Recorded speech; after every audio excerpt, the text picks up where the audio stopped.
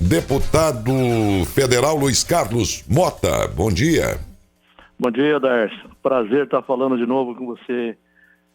Muito obrigado pela atenção, deputado. O senhor que tem uma representação política aí de um setor bastante específico, que é do comerciário, e uma categoria que, assim como o seu patrão, no caso, o comerciante, tem sido bastante sacrificada do ponto de vista econômico ao longo de toda essa jornada dessa pandemia, como todos sabem disso, né? E aí, quando a gente vê no âmbito dos municípios, deputado, em que estão os sindicatos, de tanto patronal quanto também dos trabalhadores, é mais perceptível se eles estão atuando ou não, e estão, aqui na região pelo menos, é o que eu noto. Mas, quando nós tratamos de um assunto também que é de ordem nacional, então me parece que a representação política dos setores aí também precisam aparecer. E nesse contexto é que eu queria saber do senhor, enquanto deputado federal desse setor, o que é que o senhor efetivamente fez ao longo de um ano pelos trabalhadores que o senhor representa? Olha, eu acho que o momento que nós estamos vivendo realmente é muito complicado, né? Crise sanitária, crise econômica, crise orçamentária. Agora, essas crises que nós estamos tendo, né, com relação à pandemia, falta de leitos, falta de produtos para quem está internado, quem está na UTI, quem está sendo entubado. Então, acho que o momento é de união. Então, nós, trabalhadores, nós temos, e eu como parlamentar e como representante de uma categoria, no ano de 2020, o que nós pudemos fazer dentro do Congresso Nacional para aprovar medidas que fossem favoráveis aos trabalhadores e também aos empresários, porque, como você disse aí, o momento é muito difícil para a classe patronal também. Então, aprovamos, né, aquelas emendas para que o trabalhador pudesse fazer a redução de contratos, pudesse fazer a redução da jornada, pudesse suspender alguns contratos, logicamente que as empresas pagando uma parte, o governo pagando outra parte. Então, nesse momento, nós estamos esperando muito o governo mandar um novo projeto nesse sentido. E com relação às vacinas, eu já entrei com 2 projetos, né, para que os comerciários que estão na linha de frente, os trabalhadores que estão desde o começo da pandemia, trabalhadores de supermercado, trabalhadores de farmácia, trabalhadores de pet shop, de açougues, os frentistas de postos de gasolina, né, as lojas de materiais de construção. Então, todos esses trabalhadores teriam que ser imunizados, teriam que ter não um privilégio, furar fila, não é nada disso. Eles teriam que também entrar nessa linha de imunização como, né, uma categoria essencial, como estão sendo outras e estão sendo votadas agora. Mas essa semana eu entrei com um projeto muito interessante, viu, Darcio?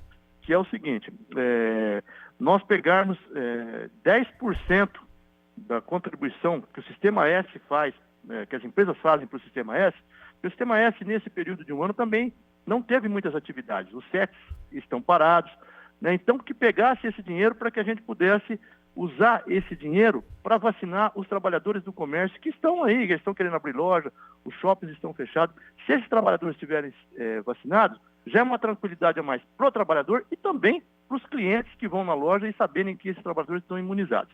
E também não traria encargos nenhum para o governo, porque já é uma contribuição social que as empresas fazem todo mês, não traria encargo para os empresários que já fazem essa contribuição. Logicamente que o Sistema S, quando foi criado num decreto em 1943, ele falava muito do lazer dos trabalhadores, mas também da saúde e proteção dos trabalhadores. Então nós estaríamos, inclusive, cumprindo, né, uma determinação desse decreto. E dizer que ontem à noite também nós já aprovamos mais um PL, que é o 948, que permite a iniciativa privada a comprar e aplicar as vacinas. Um exemplo, se uma empresa quer comprar 500 vacinas para os seus empresários, ela vai ter que comprar 500 vacinas para o seu empresário e mais 500 para doar para o SUS, para que o SUS possa usar nesse controle de imunização que eles estão fazendo. Então, acho que nós estamos fazendo a nossa parte, os sindicatos nossos estão, logicamente, atentos e muito preocupados com os empregos, mas também com as vidas dos nossos trabalhadores. Aqui no âmbito do que o senhor tem conversado aí com o setor dos sindicatos, enfim, do sindicato, da categoria, há alguma experiência particular em alguma cidade que possa ser, digamos, dividido com outras cidades em que alguma ação muito localizada tenha dado certo, deputado? Então, nós tivemos uma decisão ontem do Sindicato de Campinas e da base dele aqui de Campinas, que pega 80 mil comerciários, uma decisão, né, do TRF3, do desembargador senhor Jonathan de Salvo, que ele, né, deu uma liminar autorizando o sindicato a cobrar. Mas nesse momento, o nosso problema, eu acho que valorizar a ação do sindicato, eu acho que é isso mesmo, tem que fazer essas ações. O problema agora é que nós não temos a vacina. Então, ontem nós estamos discutindo muito nesse projeto 948, porque teve uma reunião da Anvisa com os governadores e com os prefeitos. A Anvisa não autorizou os governadores a comprarem essas vacinas dessas empresas que estão fornecendo para o governo. Então, o que o Sindicato de Campinas tem que fazer agora, e eu acho que aí vai servir de exemplo para todo mundo, é tentar conseguir essa vacina de outros laboratórios, né, que não sejam esses que estão fornecendo para o governo. E aí tem outro problema, o custo disso.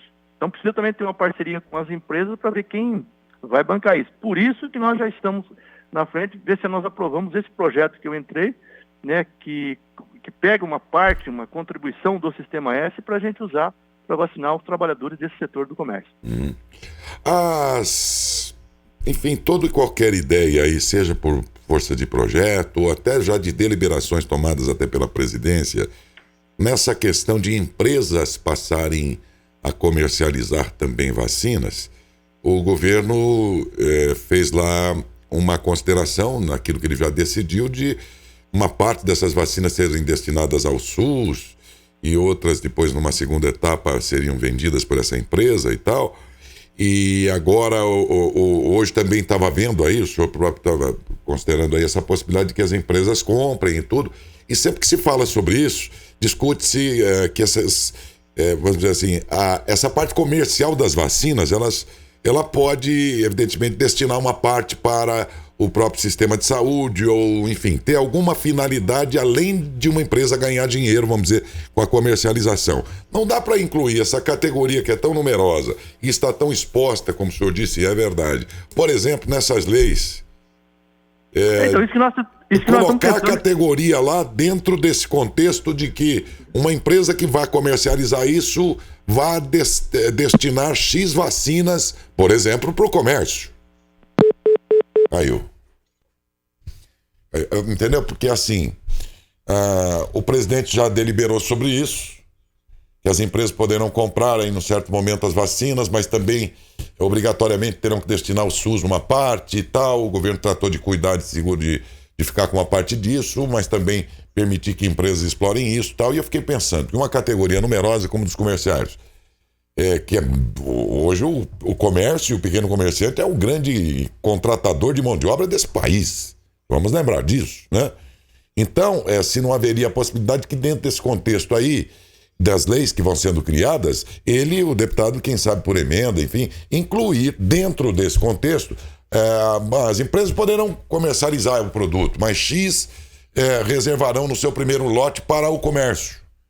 Por exemplo, como fez o presidente na lei dele. Do presidente, ele disse, quem poderá comercializar, mas a primeiro lote terá que doar para o SUS. Ele colocou essas condicionantes aí, né? Então, eu fiquei pensando, talvez incluir, porque não está mesmo bem definida essa questão das prioridades. Por exemplo, nós somos de comunicação social. Comunicação social está dentro dos decretos, como sendo essenciais, serviços essenciais. O jornalista, o radialista, aqui nós que atuamos na comunicação social, nós estamos sendo considerados essenciais dentro dos próprios decretos. Desde o decreto do Bolsonaro, quando ele fazia decreto, e podia fazer, até depois os governadores, nos seus decretos, consideram comunicação social serviço essencial. Logo, era de se dizer, não, nós profissionais de comunicação temos que ter alguma prioridade da vacinação, mas não tem coisa nenhuma. Nós estamos esperando a nossa... Então eu dizia, agora que retomou o contato com o deputado, que, por exemplo, a nossa categoria de comunicação social, deputado, está dentro dos decretos como essencial. Só que nós não estamos em nenhum privilégio, nós vamos ter que esperar a nossa hora. E o comércio, se ele, ainda que alguém duvide ou questione se ele é essencial ou não, mas ele é um ponto nevrálgico de possível prejuízo de contaminação do trabalhador, né? E que, ainda que feche num ou outro momento, mas ele está sempre ali exposto e daqui uns dias as coisas mudam aqui de novo, tá lá ele de novo, cara a cara com o cliente o dia inteirinho. Vocês não conseguem incluir dentro do que seria serviço essencial o comércio, uma categoria tão numerosa, deputado? Então, é isso que a gente está batalhando bastante, tanto em Brasília, como também aqui com o governador Dória em São Paulo. Tem uma audiência com ele essa semana, porque desde o começo da pandemia, os trabalhadores de farmácia estão trabalhando direto. Os trabalhadores de supermercado, que mexe com produtos, que mexe com dinheiro, que mexe com cartão, também estão desde o começo da pandemia trabalhando. Então, como que não é uma categoria essencial? Aí, para abrir, a hora que é para abrir o comércio de domingos e feriados, o supermercado é categoria essencial. Então, acho que é uma briga que a gente tem que estar fazendo, entendeu? Tanto dentro aqui do Congresso Nacional, como também a nível estadual, que nós estamos fazendo. E alguns sindicatos em ações também no município. E no município, alguns dos nossos sindicatos também conseguiram, na Secretaria da Saúde, conseguiu a vacina para os trabalhadores que trabalham em farmácia. Então foi uma vitória muito grande, também é um serviço que nós estamos fazendo aí durante essa pandemia, como você falou no começo. Então realmente é uma... E logicamente eu concordo com vocês também. A comunicação está, desde o começo da pandemia, levando, as notícias para a população, então também deveria entrar num privilégio, porque vocês têm que se locomoverem, vocês têm que fazer as matérias, às vezes até no local, Então, acho que é muito importante vocês também serem uma das categorias essenciais nesse momento tão importante que nós estamos passando. Eu, sinceramente, não me incomodo de esperar minha hora aí pela fase da idade. Não tem problema nenhum. Só estou dizendo que nós estamos nos decretos como serviços essenciais que não podem parar e, no entanto, não tem qualquer tipo de vacinação de nada. Estamos trabalhando normalmente, com os devidos cuidados, mas estamos. Ontem o presidente o presidente da Federação dos Motoristas Autônomos do Estado de São Paulo levantou uma questão aqui que ele entrou na justiça anteontem, por exemplo, dizendo, olha quantas aberrações ele dizia. O pedágio não está nos decretos como essencial, mas está abrindo normalmente. Exatamente, Que história é essa? Por que os iguais, vamos dizer assim, são tratados de modo tão desigual, né?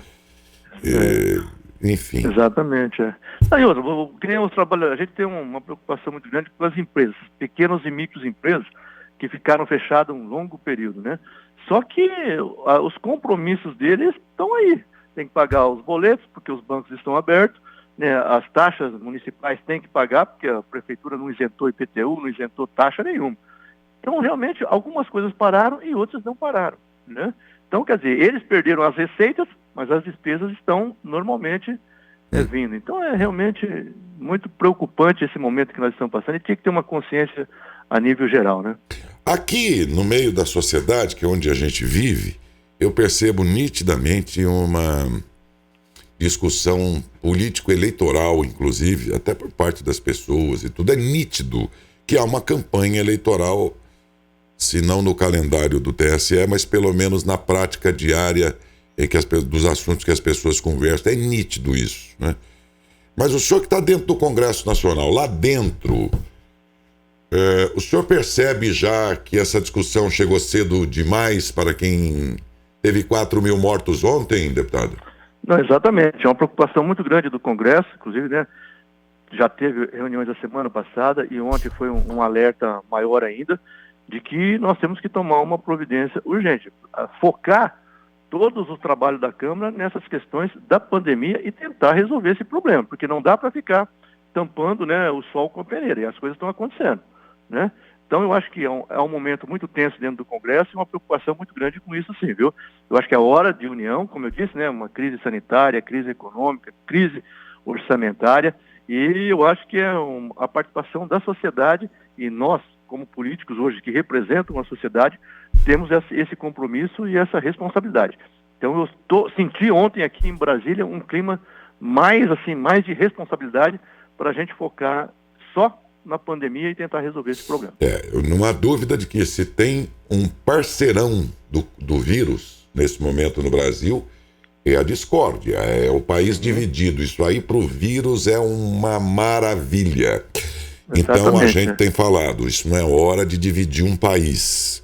Não, Mas não. ele está dividido e com ânimos à flor da pele, as pessoas reagem também desse modo no momento mais inoportuno possível. Até no âmbito local aqui, deputado, a gente tem falado.